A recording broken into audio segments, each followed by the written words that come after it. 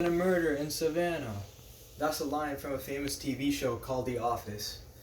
When the police got onto the scene, it's revealed that Michael Scott has been murdered, and with further investigating and questioning, police narrowed down their suspect down to 4 people: Pam Beesly, Helene Beesly, Toby Flenderson, and Stanley. The murderer, whoever it is, made a huge mistake by not wearing gloves and left fingerprints on the knife that they decided to use. The police decided to run a gel electrophoresis to determine whose fingerprints it was. Here's a first locus. Right off the bat, we notice here that the evidence matches with Toby's and Stanley's prints. However, we cannot rush to the conclusion just yet.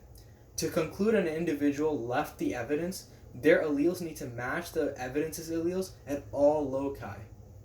Let's keep that in the back of our minds, and we'll come back to that in a bit.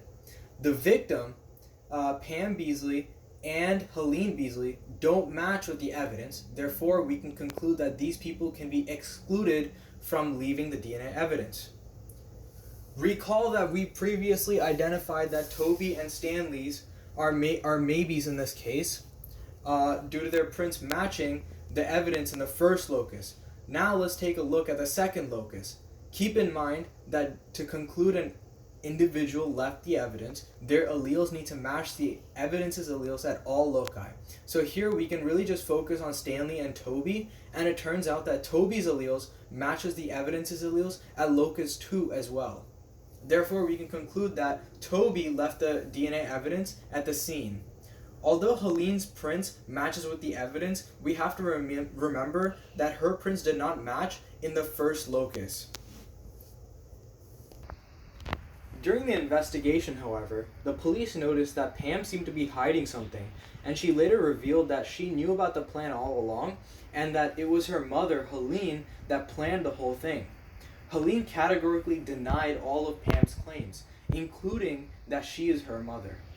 Now let's go back to our gels. After looking at our gels, we can see that one of the alleles matched at both loci, leading to the conclusion that Helene is actually Pam's mom. So if you look at VNTR1, you can see that one of the alleles matched, and if you look at VNTR2, one of the alleles matched here as well.